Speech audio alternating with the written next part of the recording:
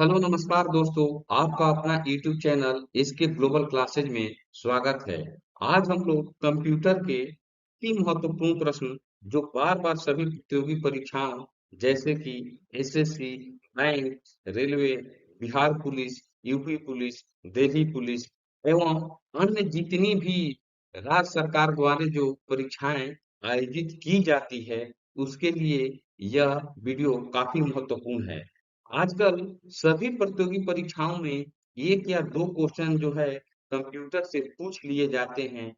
ऐसे में इसके ग्लोबल क्लासेस आपके लिए आज कंप्यूटर से संबंधित प्रश्नों का पार्ट 2 लेकर आया है। इसका पार्ट 1 हमारे चैनल पर उपलब्ध है। अगर आप अभी तक उसको नहीं देखे हैं तो उसको भी अवश्य देख लें। बिना देर किए हुए हम लोग आज का पहला प्रश्न देखते हैं। तो आज का पहला प्रश्न है, मेमोरी का कौन सा माप सबसे बड़ा है? यानी कि मेमोरी में ये जो चार ऑप्शन दिए हुए हैं, एमबी दिया हुआ है, टीबी दिया हुआ है, जीबी दिया हुआ है, केबी दिया हुआ है, इसमें से कौन सबसे बड़ा है? यही ये प्रश्न पूछ रहा है। तो दोस्तों इसमें हम लोग देखेंगे क्या कि ऑप्शन नंबर जो ये बी है, ये टीबी, यानी कि इसी को टेराबाइट कहते हैं। क्या कहते हैं दोस्तों? ये टेराबाइट कहते हैं। तो ये सबसे बड़ा है। तो अब हम लोग देख ले यहाँ पर हमारा उद्देश्य ये रहता है।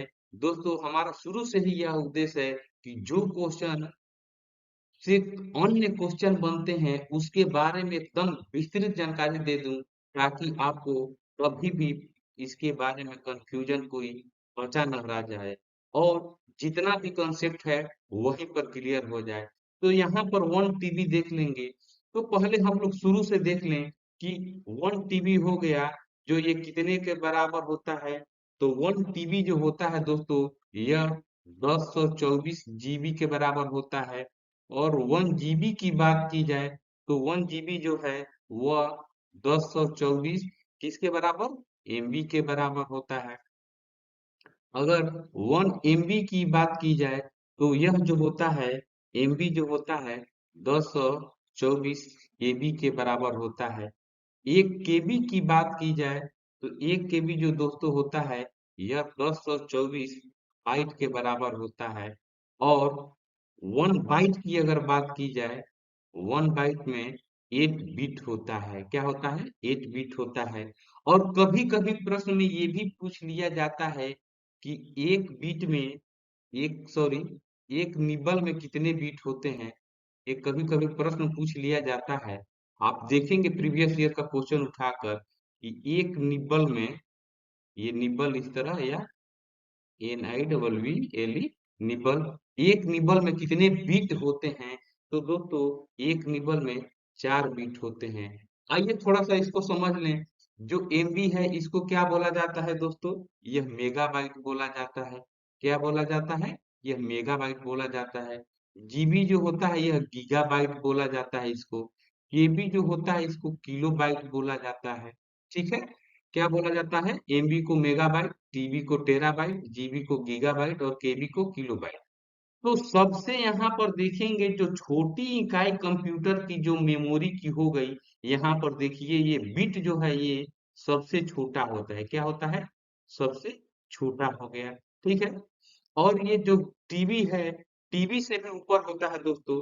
टीबी से ऊपर अगर बात की जाए तो 1 पेंटाबाइट होता है। क्या होता है? 1 पेंटाबाइट बराबर क्या हो जाएगा? तो वो हो जाएगा ये 100 टीबी हो जाएगा। ठीक है ना? या 1024 टीबी हो जाएगा। ठीक है। तो इसी तरह यह चलते रहता है। ये इसी तरह चलते रहता है। ठीक है। ये 1024 टीबी हो जाएगा। तो अभी इस प्रश्न के अनुसार से हम लोग देखेंगे कि ये टीबी जो है सबसे बड़ा है, क्योंकि ये एक टीबी में 1024 गीगाबाइट होते हैं। तो आशा करता हूं कि ये जो भी हमने बता दिया, आज के बाद से अगर क्वेश्चन पूछा जाएगा आपसे तो ये कभी आप कंफ्यूज नहीं होंगे। 1 टीबी में 1024 गीगाबाइट, 1 गीगाबाइट बराबर 1024 मेगाबाइट, 1 मेगाबाइट बराबर 1024 किलोबाइट, 1 किलोबाइट बराबर 1024 बाइट। तो नेक्स्ट क्वेश्चन हम लोग देखेंगे। नेक्स्ट क्वेश्चन है, जब इंटरनेट का उपयोग संदेश प्रेषित करने के लिए किया जाता है तो यह सुविधा क्या कहलाती है दोस्तों? यानी कि इंटरनेट की उपयोग करके जो हम अपने कंप्यूटर या लैपटॉप से जो मैसेज सेंड करते हैं उसको क्या कहते हैं? तो दोस्तों इसी को हम लोग ईमेल कहते हैं। क्या कहते हैं? ईमेल कहते हैं। और देखिए आपके लिए मैं ये पिक्चर के माध्यम से भी, ये पिक्चर जो है इसी टाइप का लोगो होता है, ठीक है? ये ईमेल का इसी टाइप का लोगो होता है ये, जब हम लोग करते हैं तो यही ईमेल का एक जो पिक्चर है इसी टाइप से ईमेल होता है। तो इंटरनेट का प्रयोग करके जो हम लोग मैसेज करते हैं, ईमेल का अगर फुल फॉर्म कभी पूछ लिया जाए तो इसका फुल फॉर्म जो होता है इलेक्ट्रॉनिक इलेक्ट्रॉनिक मेल होता है। क्या होता है? इसको हम हिंदी में भी लिख दे रहे हैं, इलेक्ट्रॉनिक मेल। इसी को इलेक्ट्रॉनिक मेल यानी कि ईमेल का फुल फॉर्म हो गया। तो नेक्स्ट क्वेश्चन नंबर 3 देखेंगे हम लोग। क्वेश्चन नंबर 3 है कि कंप्यूटर डाटा की सबसे छोटी इकाई कौन सी है? तो अभी दोस्तों हमने आप लोगों को जो पहला क्वेश्चन था, पहला क्वेश्चन उसमें हम लोगों ने देखा था कि जो सबसे छोटी इकाई यहाँ पर 1 बाइट बराबर 8 बिट जो होता है, तो यही जो बिट है, जो ये बिट जो है कंप्यूटर डाटा की सबसे छोटी इकाई होगी। कौन सी हो गई? कंप्यूटर डाटा की सबसे छोटी इकाई ये बिट होती है। क्या होती है? बिट होती है।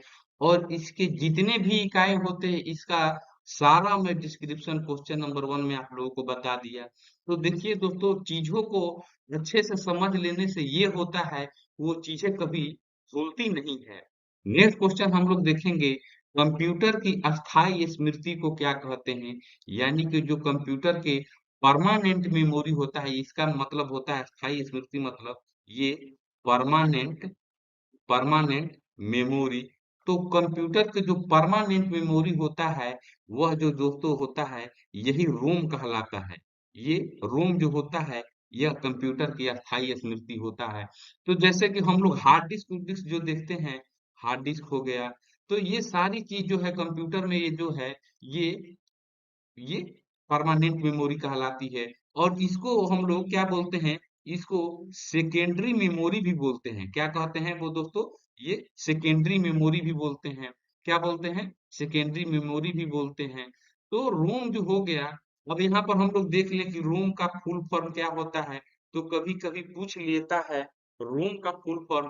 तो ये रीड ओनली मेमोरी जो होता है, रीड ओनली मेमोरी जो होता है यह रोम होता है। ये देखिए ये भी रोम ही कहलाता है, ये सीडी रोम कहलाता है। तो पहले दोस्तों जब कंप्यूटर नया नया अभी आया हुआ था तो उस समय ये सीडी रोम का भी प्रयोग जो होता था वो परमानेंट मेमोरी के रूप में हम लोग इसको प्रयोग करते थे, ठीक है?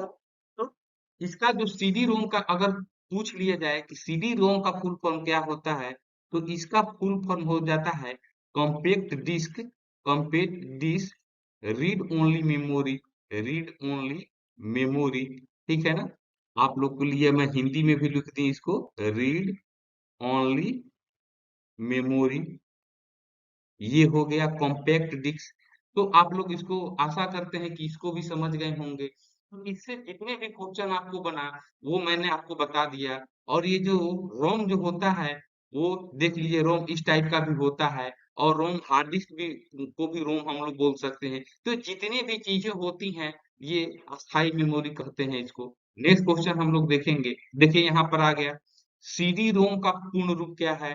तो अभी हम लोगों ने देखा कि सीडी रोम का जो फुल फॉर्म हम लोगों ने आपको बताया, वह बताया compact disc read only memory. जो ये सीडी रोम का, ये सीडी रोम का जो फुल फॉर्म होता है ये compact disc read only memory होता है। नेक्स्ट क्वेश्चन हम लोग देखेंगे, क्वेश्चन नंबर 6, डाटा के प्रेषण की गति को मापने के लिए सामान्यतः प्रयुक्त होता है।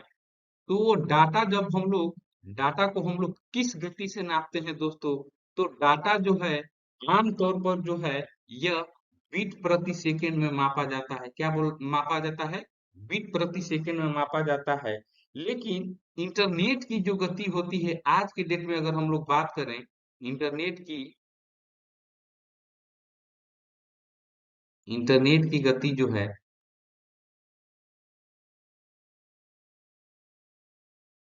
इंटरनेट की गति विशेष तौर पर अगर हम लोग बात की जाए, यानी तो इसको हम लोग मेगा बिट्स प्रति सेकंड में भी मापते हैं। किसमें मापते हैं?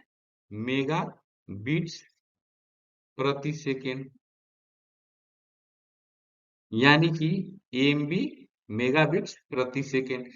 हम लोग नहीं बोलते हैं, कंप्यूटर यूज करते हैं तो भाई आपका इंटरनेट कितना एमबीपीएस का स्पीड दे रहा है, यानी कितना मेगाबाइट प्रति सेकंड का स्पीड दे रहा है। क्योंकि ये जो बीट प्रति सेकंड जो है, ये सबसे पहले इसको, यानी कि सबसे पहले इसको मापी जाती थी। उस समय जो इंटरनेट बहुत ज्यादा स्पीड नहीं देता था, वो केबीपीएस में स्पीड देता था, यानी कि बीट प्रति सेकंड में स्पीड देता था। और ये जैसे जैसे हम लोग आगे की ओर बढ़ते जा रहे हैं, टेक्नोलॉजी 4G 5G, आशा करते हैं कि 6G भी आ जाएगा, तो वैसे वैसे जो है वो जो गति मापने की जो थ्योरी है वो बदलती जाती है। तो लेकिन उसकी बेसिक जो चीज हो गया, उसमें बीट प्रति सेकंड ही हम लोग को गति मापने की समांतर प्रयुक्त इकाई है। तो नेक्स्ट क्वेश्चन हम लोग देखेंगे। नेक्स्ट क्वेश्चन 7 नंबर है। जब कोई कंप्यूटरों को एक छोटे से क्षेत्र में बिना टेलीफोन के तारों के परस्पर जोड़ दिया जाता है, तो उसे क्या कहते हैं? यानी कि बिना तार के हम लोग किसी कंप्यूटर को, कई कंप्यूटर को या प्रिंटर को या किसी भी चीज को आपस में जोड़ देते हैं, उस चीज को क्या कहते हैं दोस्तों? उस चीज को दोस्तों स्थानीय क्षेत्र नेटवर्क कहते हैं। इसी को हम लोग लैन कहते हैं। ये देखिए, मैंने लैन का आपको फोटो दिखा दिया। ये जो ये जो बीच में कनेक्शन दिया हुआ है, इसको आप लोग वायर मत समझिएगा। ये बिल्कुल वाईफाई या इथरनेट से चलता है। यानी कि ये जो सेंटर में जो ये होता है, ये राउटर होता है, यह राउटर होता है। और इसी से सारा जो ये सेंटर प्रोसेसिंग, ये यही इसी को बीच में ये लैन हो गया। सपोज कीजिए ये लैन हो गया, और इसी से एक इधर कंप्यूटर, इधर कंप्यूटर, इधर कंप्यूटर, ये सारी चीजें जो हैं, ये एक ही साथ सब जुड़ी रहती हैं। किससे? लैन से। और लैन को ही हम लोग अस्थायी क्षेत्रीय नेटवर्क, यानी कि local area network, local area network, अगर फुल फॉर्म की बात की जाए, उसी को स्थानीय क्षेत्र नेटवर्क, इसी को लैन कहते हैं। तो लैन में होता है दोस्तों कि एक लैन जो होता है, ये इसके लिए केबल की, पर्सनल टेलीफोन तारों की कोई जरूरत नहीं होती है। वो, और लैन की हम लोग उपयोग की जहां तक बात की जाए, तो लैन जो है, सपोज कर लीजिए कहाँ कहाँ इसका यूज होता है। तो स्कूल में हम लोग देखते हैं कि एक कंप्यूटर जो हो गया, वो अगर नेट हम लोग यूज कर रहे हैं, तो सभी के लिए अलग अलग मोडेम या अलग अलग जो कनेक्शन है उसके देने की जरूरत नहीं है। एक ही केबल होता है और उससे सारा जो कंप्यूटर जो होता है वो चलते रहता है। तो छोटे से एरिया में स्कूल हो गया, कार्यालय हो गया, ठीक है ना, इन सब चीजों में लोकल एरिया नेटवर्क, यानी कि लैन का हम लोग प्रयोग करते हैं, यानी कि स्थानीय क्षेत्र नेटवर्क को प्रयोग करते हैं। और कभी कभी परीक्षा में ये पूछ लिया जाता है, देखिए यहाँ पर विस्तृत क्षेत्र नेटवर्क, तो इसको हम लोग क्या कहते हैं? इसको हम लोग वाइड एरिया नेटवर्क, यानी कि इसी को हम लोग वैन कहते हैं। ये wide area network, wide area network, इसका फुल फॉर्म हो गया वैन का। इसी को हम लोग विस्तृत क्षेत्र नेटवर्क भी कहते हैं। तो परीक्षा में ये भी पूछ ले तो आप लोग को कंफ्यूज नहीं होना है कि ये लैन सर बताए थे लेकिन वैन के बारे में तो बताए नहीं। तो ये वाइड एरिया नेटवर्क होता है, जो एक मतलब एक छोटा सा भौगोलिक क्षेत्र हो गया। सपोज कर लीजिए कि कोई कस्बा उस्बा हो गया, उसके लिए ये हो गया वाइड एरिया नेटवर्क जो हो गया। ये मतलब कस्बा क्या बोले कि पूरा अगर शहर की भी बात की जाए, तो एक छोटा सा भौगोलिक क्षेत्र के लिए हम लोग वाइड एरिया नेटवर्क का प्रयोग करते हैं। और एक होता है, उसको भी हम लोग देख लें, एक होता है मैन होता है, इसको हम लोग क्या बोलते हैं? Metropolitan, metropolitan area network. ये मेट्रोपॉलिटन एरिया नेटवर्क होता है वैन का, अगर आप लोगों को पूछ दिया जाए। तो यह जो होता है मेट्रोपॉलिटन एरिया नेटवर्क जो हो गया, ये लैन से थोड़ा सा ज्यादा क्षेत्र वो जो है कवर करता है। यानी कि एक छोटा सा मान लीजिए कि अगर आसपास की चीजों को ये तो स्कूल कॉलेज में एक अंदर की चीज हो गई। लेकिन अगर मान लिया जाए कि एक कॉलोनी की बात की जाए, एक कॉलोनी में जो लगेगा, तो कॉलोनी जो होती है उसमें हम लोग मैं ये मैन का प्रयोग कर सकते हैं, यानी कि मेट्रोपॉलिटन एरिया नेटवर्क का प्रयोग कर सकते हैं। और वाइड नेटवर्क जो नेटवर्क हो गया, ये काफी इसका जो कवरेज एरिया जो होता है, ये काफी बड़ा होता है। तो लैन जो हो गया, ये छोटे स्कूल कॉलेज कार्यालय के लिए हो गया। वाइड एरिया नेटवर्क बहुत बड़ा इसका भौगोलिक क्षेत्र हो गया। मैन जो हो गया, ये मेट्रोपॉलिटन एरिया नेटवर्क हो गया, छोटा सा। मान लीजिए कि आपकी कॉलोनी और आसपास की जो चीजें हैं उसको हम लोग मेट्रोपॉलिटन एरिया नेटवर्क से जोड़ सकते हैं। तो ये सारी चीजें जो हैं मैंने आपको यहीं पर बता दी, और आशा करते हैं कि मैं जो बता रहा हूँ वो आपको भली भांति अच्छे से समझ में आ रही होगी। अगर दोस्तों को समझ में आ रहा है, तो आप लोग मेरे चैनल को लाइक शेयर और सब्सक्राइब करना ना भूलें, क्योंकि यही एसके ग्लोबल क्लासेस जो चैनल है, आपको एकदम free of cost top class का मटेरियल प्रोवाइड कराते रहता है। और आप लोग को लग भी रहा होगा, जितने भी मेरे वीडियो मेरे चैनल पर पड़े हुए हैं, आप लोग एक बार जाकर देखें। चाहे वो करंट अफेयर हो, चाहे भूगोल से जो है, फिजिक्स से जो है, या बायोलॉजी से है, जितने भी वीडियो पड़े हुए हैं वहां पर आप लोग देखिए, और देखने के बाद बताइएगा कि वो किस टाइप का आपका लग रहा है, यानी कि उसका जो क्वालिटी ऑफ कंटेंट है एकदम आपको बिल्कुल ही टॉप क्लास का लगेगा। इसलिए मैं बोल रहा हूं दोस्तों कि आप लोग इस चैनल को सब्सक्राइब कर लें, ताकि जैसे ही मैं वीडियो को अपलोड करूं, वो आपके पास सबसे पहले पहुंचे। नेक्स्ट क्वेश्चन हम लोग देखेंगे, क्वेश्चन नंबर 8 है, डीओएस का पूर्ण रूप क्या है? तो दोस्तों, यह डीओएस जो है, डीओएस जो है, इसका जो फुल फॉर्म जो है, इसको दोस्तों, इसको हम लोग डिस्क ऑपरेटिंग सिस्टम बोलते हैं। क्या बोलते हैं? डिस्क ऑपरेटिंग सिस्टम बोलते हैं। डिस्क ऑपरेटिंग सिस्टम, ये हिंदी में भी लिखा हुआ है डिस्क ऑपरेटिंग सिस्टम। ये जो सिस्टम है दोस्तों, अगर पूछ लिया जाए कि ये किसके द्वारा विकसित किया गया था, तो ये माइक्रोसॉफ्ट जो है, माइक्रोसॉफ्ट के द्वारा ये डिस्क ऑपरेटिंग सिस्टम डीओएस को विकसित किया गया था। ठीक है। और यह जो डीओएस जो है, यह एक यह जो है एक सिंगल यूजर ऑपरेटिंग सिस्टम है। एक सिंगल यूजर ऑपरेटिंग सिस्टम है। एक सिंगल यूजर ऑपरेटिंग सिस्टम है, कौन सा? डॉस जो हो गया। तो माइक्रोसॉफ्ट के द्वारा इसको विकसित किया गया। तो ये ऑपरेटिंग सिस्टम हो गया डॉस। हम लोग आज के डेट में देखेंगे तो माइक्रोसॉफ्ट के द्वारा जो है विंडोज, विंडोज अभी तो विंडोज जो है हाल फिलहाल में विंडोज का जो वर्जन है, वो विंडोज जो है 13 तक चला गया है।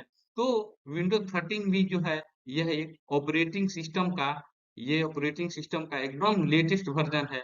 लेटेस्ट वर्जन जो हो गया विंडोज 13 हो गया, जो अपने देश भारत में पूरा विंडोज 13 जो है, ये लेटेस्ट वर्जन चल रहा है विंडोज का। ठीक है। नेक्स्ट हम लोग चलेंगे, क्वेश्चन नंबर 9, ईमेल का विस्तृत रूप है। तो ईमेल का जो विस्तृत रूप है, अभी हमने थोड़ी देर पहले आपको बताया दोस्तों, यह इलेक्ट्रॉनिक मेल जो है, यही ईमेल का फुल फॉर्म होता है। यानी कि इलेक्ट्रॉनिक मेल ही जो है इसका विस्तृत रूप होता है। ठीक है। इलेक्ट्रॉनिक मेल हो गया। नेक्स्ट हम लोग देखेंगे दोस्तों, नेक्स्ट हम लोग देखेंगे क्वेश्चन नंबर 10 जो है, क्वेश्चन नंबर 10 जो दे रहा है, ईमेल पते के दो भाग में लिखे होते हैं।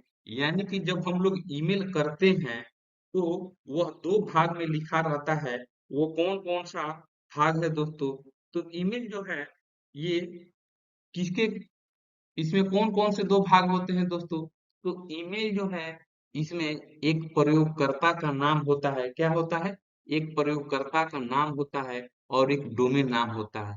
अभी हम लोग क्वेश्चन शायद वो पीछे जो देखा था ईमेल के बारे में, तो ईमेल जो है इसका, जब हम लोग देखेंगे ईमेल करेंगे, तो एक सीसी लिखा रहता है, बीसीसी लिखा रहता है। तो ये जितना भी प्रयोग करता है, यानी कि आपने जो भेज रहे हैं आपका एक नाम हो गया, एक डोमेन का नाम आप जहां पर भेज रहे हैं वो हो गया।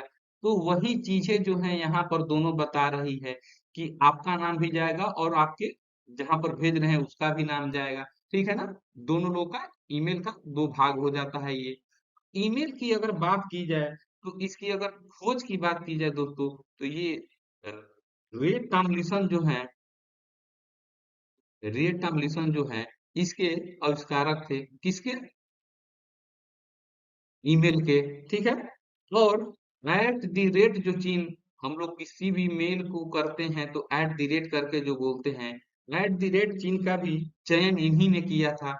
चयन इन्हीं के द्वारा, रेट टॉमलिंसन के द्वारा ही किया गया था। तो ये रेट टॉमलिंसन तो पूरे विश्व के हो गए। अगर क्वेश्चन पूछ दे कि भारत में ईमेल के आविष्कारक कौन थे, भारत में ईमेल का आविष्कारक अगर पूछ दिया जाए, तो भारत में ईमेल का आविष्कारक कौन सा हो जाएगा दोस्तों? तो यह जो हो जाएगा शिवा, ये दुरई का नाम आप लोग सुने होंगे। एक मिनट। शिवा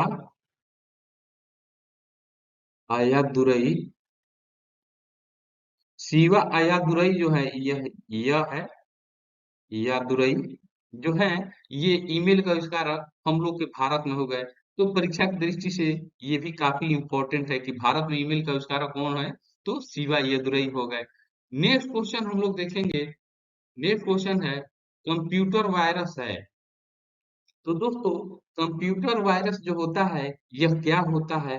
तो यह ऐसा प्रोग्राम है जो स्वयं की प्रतिलिपियां बना लेता है। यानी कि इसको बनाने के लिए किसी बार बार चीज की जरूरत नहीं पड़ती है, ये ऑटोमेटिक अपना एक प्रतिलिपि बना लेता है। तो यह क्या होता है? ये विशेष प्रकार का एक सॉफ्टवेयर ही होता है। यह विशेष प्रकार का सॉफ्टवेयर होता है। कौन? Computer virus. ये वायरस जो होता है, ये एक विशेष प्रकार का सॉफ्टवेयर होता है जो कंप्यूटर को क्षति के उद्देश्य से बनाया जाता है।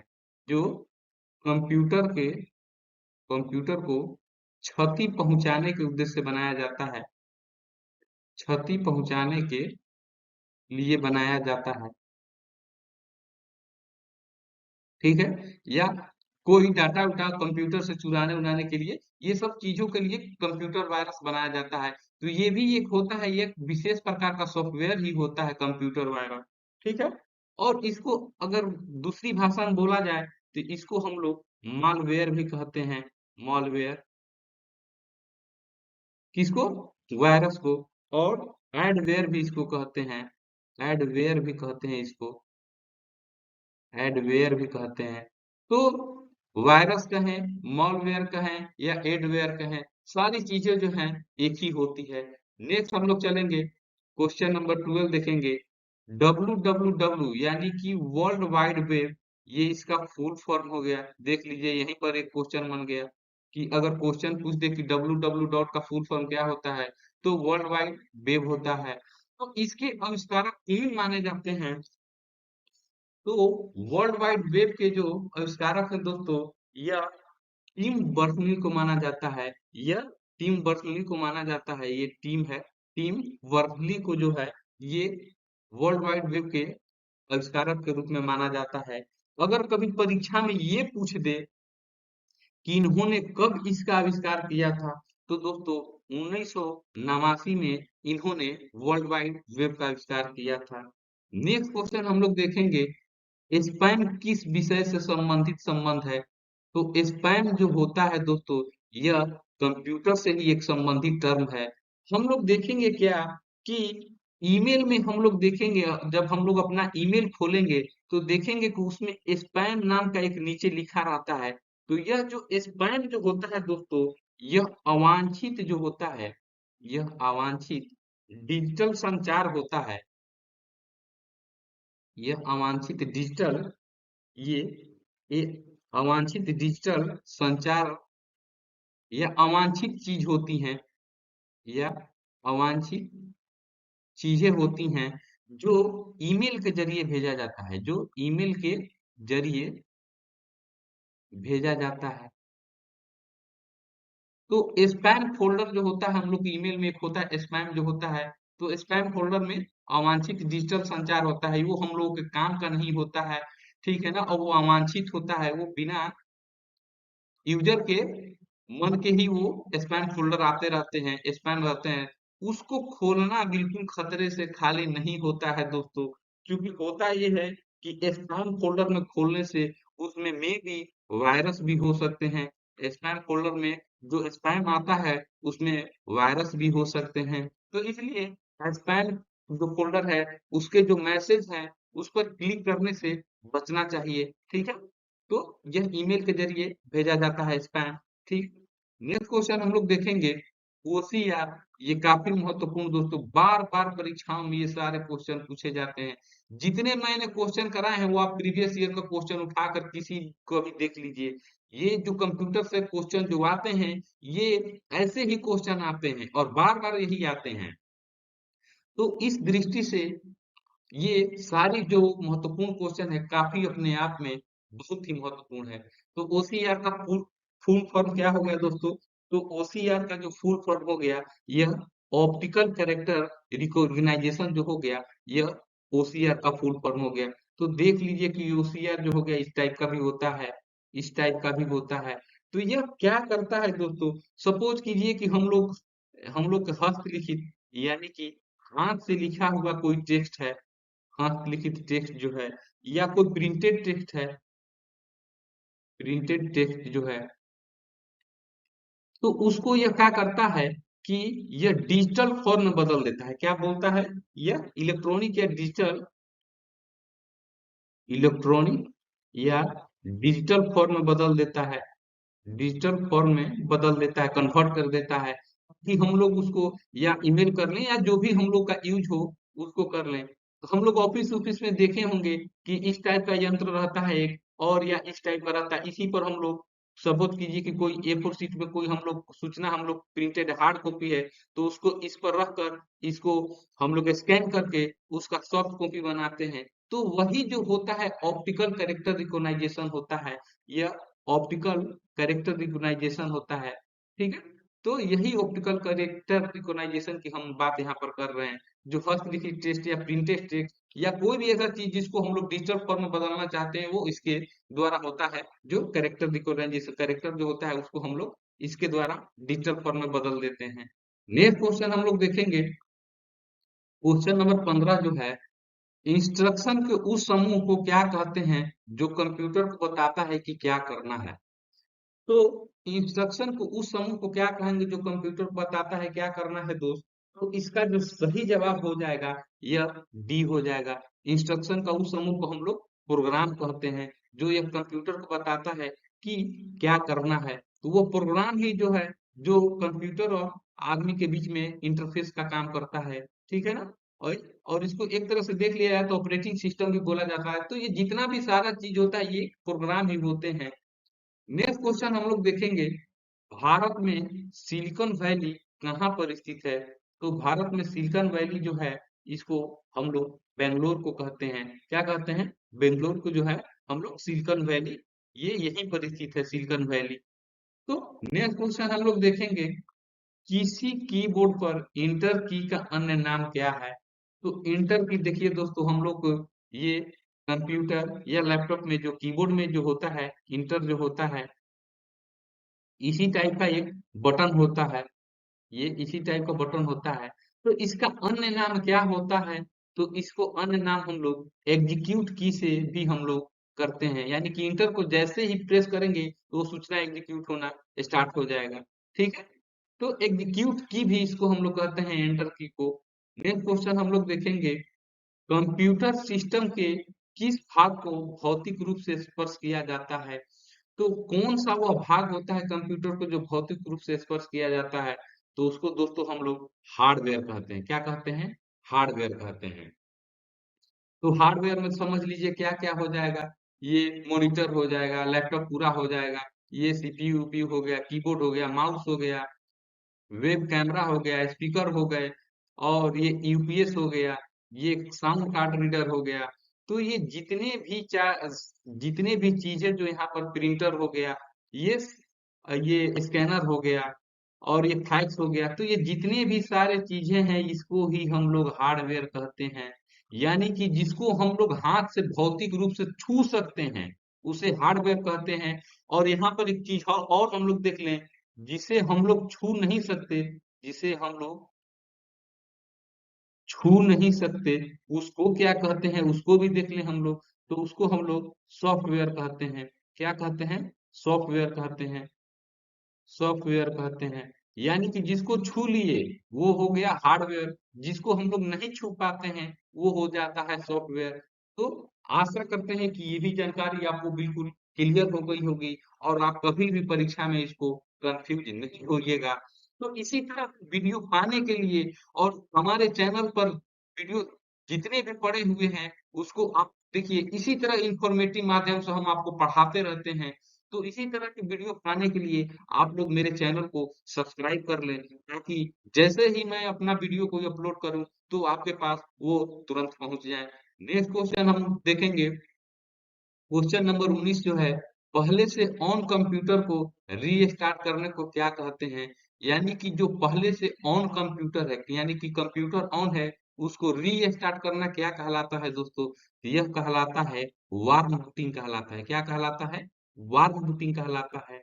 अब यहाँ पर एक ऑप्शन देख लें कि यहाँ पर कोल्ड बूटिंग है, इसको भी देख लें कि कोल्ड बूटिंग क्या कहलाता है। तो दोस्तों, जब हम लोग कंप्यूटर के पावर बटन को दबाकर स्टार्ट करते हैं, पावर बटन को दबाकर या प्रेस करके उसको प्रेस करते हैं, प्रेस करके कंप्यूटर को स्टार्ट करना। एक मिनट, ये कंप्यूटर को स्टार्ट करना, कंप्यूटर को स्टार्ट करना कोल्ड बूटिंग कहलाता है। क्या कहलाता है? कोल्ड बूटिंग हो गया। यानी कि री स्टार्ट करना जो हो गया, री स्टार्ट करना जो हो गया, यह वार्म बूटिंग हो गया। लेकिन एक फ्रेश शुरुआत, यानी कि पावर बटन को प्रेस करके या दबाकर, पावर बटन या तो अगर डेस्कटॉप हम लोग यूज कर रहे हैं तो उसमें सीपीयू में होता है, लैपटॉप यूज कर रहे हैं तो उसमें एक पावर बटन जो दिया रहता है वो भी हम लोग देखते हैं। तो उसको प्रेस करके कंप्यूटर को स्टार्ट करना कोल्ड बूटिंग कहलाता है। शट डाउन तो हम लोग जानते ही हैं कि ये एक बंद करने की प्रक्रिया होती है। बंद करने की प्रक्रिया होती है कौन? ये शट डाउन होती है। हम लोग बोलते हैं कि ये कंप्यूटर को शट डाउन अब कर दीजिए। तो बंद करने की प्रक्रिया शट डाउन, रीस्टार्ट करने की प्रक्रिया वार्म बूटिंग, और फ्रेश शुरुआत यानी कि पावर बटन को प्रेस करके जो स्टार्ट करते हैं हम लोग उसको कोल्ड बूटिंग कहते हैं। तो इस के क्वेश्चन से जो 3 क्वेश्चन बने उसको भी हम लोग भली भांति से हम लोगों ने देख लिया, और आशा करते हैं कि इसमें भी आपको कोई कंफ्यूजन नहीं रही होगी। तो नेक्स्ट क्वेश्चन हम लोग देखते हैं। क्वेश्चन नंबर 20 है, बेसिक भाषा का प्रयोग निम्न में से किस कार्य के लिए किया जाता है? तो बेसिक जो भाषा है उसका प्रयोग किस कार्य के लिए किया जाता है दोस्तों? तो यह डी हो जाएगा इसका ऑप्शन। प्रारंभ में सरल भाषा को सिखाने के लिए बेसिक भाषा का हम लोग कंप्यूटर में प्रयोग करते हैं। तो कभी कभी एग्जाम में बेसिक का फुल फॉर्म भी पूछ दिया जाता है। बेसिक का फुल फॉर्म क्या हो जाता है दोस्तों? तो यह हो जाता है beginners all purpose, beginner all purpose symbolic instruction code.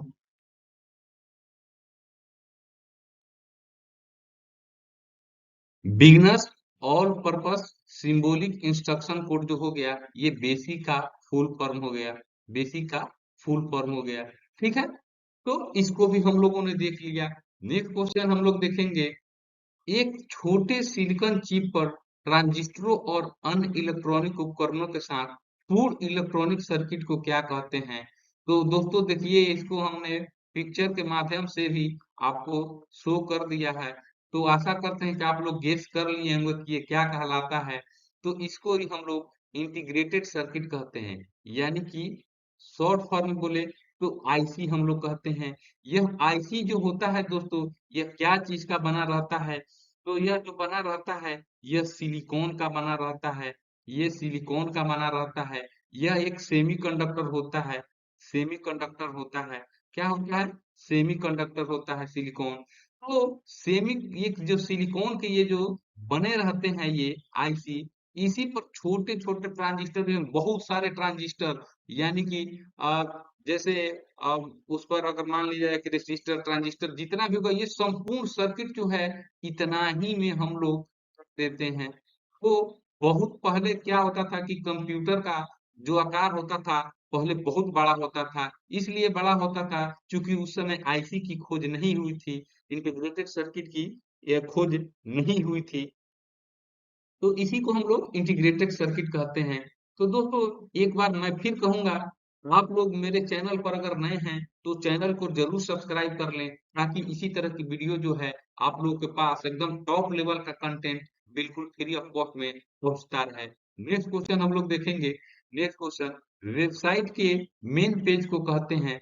तो वेबसाइट जो होता है उसके मेन पेज को क्या कहते हैं दोस्तों? तो उसी को हम लोग दोस्तों होम पेज कहते हैं। क्या कहते हैं? होम पेज कहते हैं। देखिए जैसे ये गूगल जो है, हम एग्जांपल के तौर पर ले लिए, ये गूगल हम लोग खोलते हैं तो जो सबसे पहले जो पेज आता है इसी को हम लोग दोस्तों होम पेज कहते हैं। ये होम पेज होता है जो इस टाइप का जो दिखता है, ये इसी टाइप का हम लोग दिखता है ना, गूगल खोलते हैं तो वेबसाइट के मेन पेज को हम लोग क्या कहते हैं? होम पेज कहते हैं। होम पेज कहते हैं।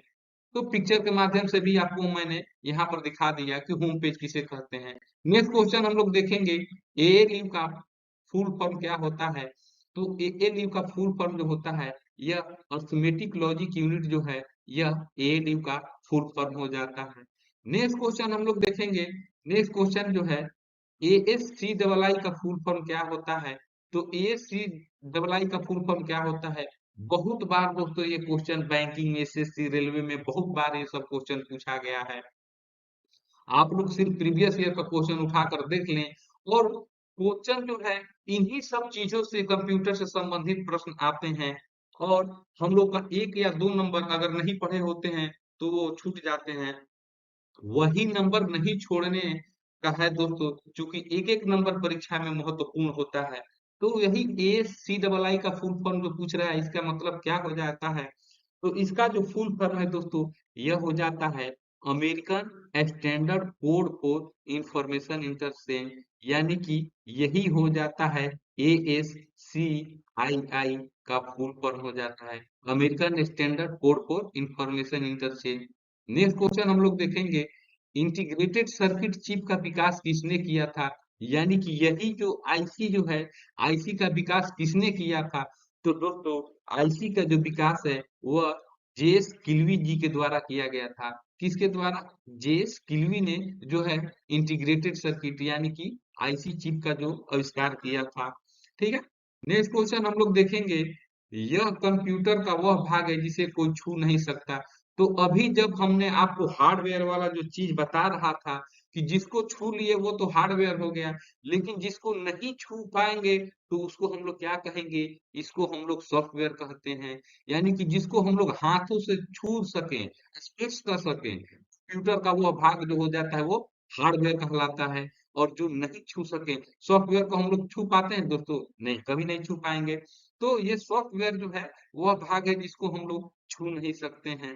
नेक्स्ट क्वेश्चन हम लोग देखेंगे, ये कंपाइलर क्या है? तो ये भी काफी महत्वपूर्ण क्वेश्चन हो जाता है दोस्तों। ये काफी बार परीक्षाओं में पूछा गया है, कंपाइलर क्या होता है कंप्यूटर में।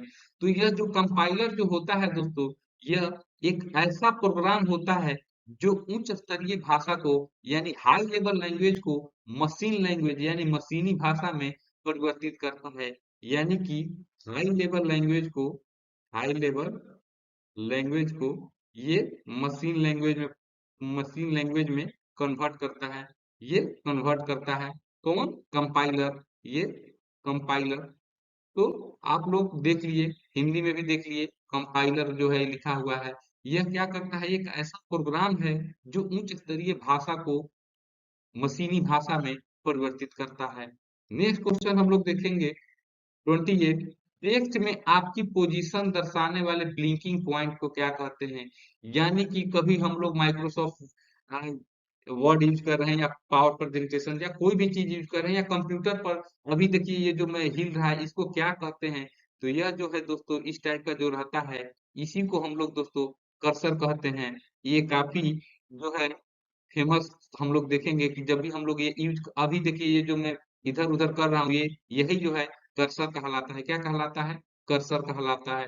तो यह तो काफी इजी क्वेश्चन हो गया, इजी हो गया, लेकिन देखिए ये ब्लिंकर जो है, अगर नहीं मालूम हो तो हम लोग ब्लिंकर पर भी टिक कर सकते हैं, जो कि जवाब गलत हो जाएगा। तो हम लोग को ऐसा बिल्कुल ही नहीं करना है। हम लोग को कंसेप्ट एकदम बिल्कुल क्लियर रखना है। तो ब्लिंकिंग जो आपकी पोजीशन को दर्शाते हैं, यानी कि हम यहाँ पर ब्लिंक कर रहे हैं, यहाँ पर हैं, तो ये हमारी पोजीशन को दर्शाता है, वो कर्सर कहलाता है। नेक्स्ट क्वेश्चन देखेंगे हम लोग, एक ही समय पर दोनों दिशाओं में डाटा भेजने की कौन सी डाटा संचार विधि प्रयोग की जाती है? तो दोस्तों, यह जो होता है, यह फुल डुप्लेक्स कहलाता है। क्या कहलाता है? यह फुल डुप्लेक्स कहलाता है। ये डी हो गया, फुल डुप्लेक्स कहलाता है। फुल डुप्लेक्स का अगर हम लोग एग्जाम्पल देखें, तो एग्जाम्पल के माध्यम से हम लोग आसानी से में समझ में आ जाएगा। टेलीफोन जो हम लोग यूज करते हैं, या मोबाइल फोन अभी काफी हम लोग जो यूज करते हैं, तो यह फुल डुप्लेक्स का एग्जाम्पल हो गया। इसमें होता क्या है कि ये हम लोग दोनों तरफ से, हम लोग इधर से भी बोल सकते हैं, उधर से जो रहता है वो भी बोल सकता है, हमारी बात वो सुन रहा है, हम उसकी बात सुन रहे हैं, यानी कि यह फुल डुप्लेक्स हो गया। यानी कि आवाज जब दोनों तरफ से श्रोता सुन सकता है, बोल सकता है, उसको हम लोग फुल डुप्लेक्स कहते हैं। अगर हाफ डुप्लेक्स जो यहाँ पर दिया हुआ है, इसकी हम बात करें, तो इसका एग्जाम्पल जो हो जाता है, वॉकी टॉकी जो हो जाता है, इसका एग्जाम्पल हो गया। वॉकी टॉकी में क्या होता है कि आदमी सुन सकता है, बोल सकता है दोनों, लेकिन वो एक ही बार में एक आदमी बोलेगा और एक आदमी की तरफ सुनाई देगा। ऐसा नहीं होता है कि दोनों आदमी बोलते हैं और दोनों तरफ सुनाई देता है। तो ये हाफ डुप्लेक्स का एग्जाम्पल हो गया। यहीं पर एक सिंप्लेक्स जो है, यह क्या होता है, यह सिंगल डायरेक्शन जो है, यह एक विधि होती है। इसमें सिर्फ एक माध्यम से जो है वो डाटा जो है प्रेषित की जाती है। तो सिंप्लेक्स का अगर एग्जाम्पल हम लोग देखें, तो कीबोर्ड हो गया। कीबोर्ड का अगर देख लें, तो कीबोर्ड को हम लोग प्रेस करते हैं, तो एक माध्यम से हम लोग डाटा भेजते हैं, उधर से थोड़ा कोई डाटा आता है। तो डाटा इंटर जो कीबोर्ड हो गया। तो ये सारी जो चीजें हैं, ये सिंप्लेक्स हो गया, सिंप्लेक्स का उदाहरण हो गया। इसका एक रेडियो भी देख लेंगे, रेडियो में उधर से बोला जाता है और हम लोग सिर्फ सुनते हैं, तो यह सिंप्लेक्स का एग्जाम्पल हो गया। हाफ डुप्लेक्स का जो हो गया, वॉकी टॉकी जो हम लोग यूज करते हैं। फुल डुप्लेक्स का देख लिया हम लोग, टेलीफोन का हम लोग यूज करते हैं, या मोबाइल जो है, यह फुल डुप्लेक्स का उदाहरण हो गया। तो आशा करते हैं कि इसमें अब कहीं भी आपको कंफ्यूजन नहीं रह गई होगी। चीजों को इतने मैं विस्तृत रूप से बता ही देता हूँ कि आप लोग बिल्कुल इसको आपके दिमाग में छप जाता है, और छप जाता भी होगा, ऐसा मुझे पूर्ण रूप से विश्वास है। नेक्स्ट क्वेश्चन हम लोग देखेंगे, और नेक्स्ट क्वेश्चन जो है, आधुनिक डिजिटल कंप्यूटर में किस पद्धति का उपयोग किया जाता है? यानी कि जो आज की जो डिजिटल कंप्यूटर है, उसमें कौन से पद्धति पर काम करता है दोस्तों? तो यह जो होता है दोस्तों, यह काम करता है द्विधारी अंक पद्धति, यानी इसी को बाइनरी कहते हैं।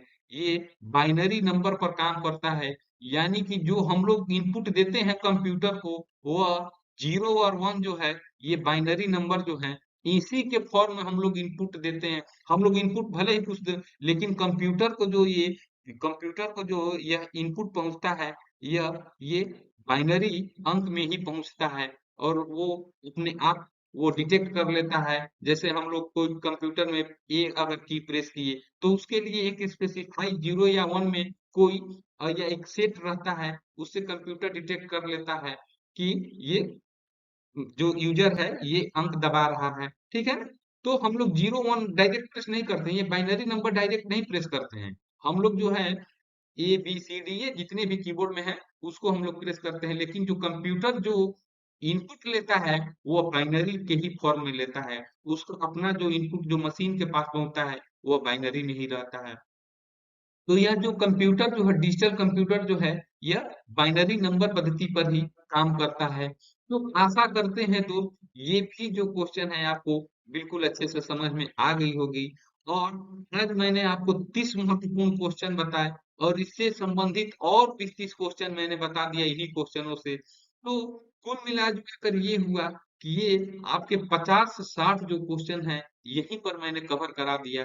तो आपको दोस्त ये मेरा आज का जो वीडियो है, वो कैसा लगा, उसको आप लोग मेरे कमेंट बॉक्स में जरूर लिखिए। दोस्त, कमेंट बॉक्स में कमेंट करने का कोई पैसा थोड़े लगता है, आप लोग कमेंट करते ही नहीं है। मैं कितना वीडियो अपलोड कर दिया हूँ, आप लोग कमेंट करने में कुछ दोस्त करते हैं और बहुत सारे लोग नहीं करते हैं। तो आप लोग वीडियो को देखते हैं, तो कमेंट कीजिए कि हाँ सर, मुझे ये कैसा लगा, अच्छा लगा, और किस टाइप का क्वेश्चन का जरूरत है, और क्या चाहिए, वो सारी चीज हमारे कमेंट बॉक्स में आप लिख सकते हैं, और उसको बिल्कुल ही लिखिए। और हमेशा की भांति मैं बता रहा हूँ कि ये एसके ग्लोबल क्लासेज आपको बिल्कुल फ्री ऑफ कॉस्ट आपको सारा मटेरियल टॉप क्लास का प्रोवाइड करता है। तो दोस्तों, देर किस बात की, इस चैनल को एकदम सब्सक्राइब कर लीजिए, क्योंकि सब्सक्राइब करने का भी तो पैसा नहीं लगता है। तो चैनल को सब्सक्राइब कर लीजिए और अपने दोस्तों को पास भी शेयर कर दीजिए, ताकि वो लोग भी इसका लाभ उठा सकें। तो आज के लिए बस इतना ही दोस्तों। जय हिंद दोस्तों।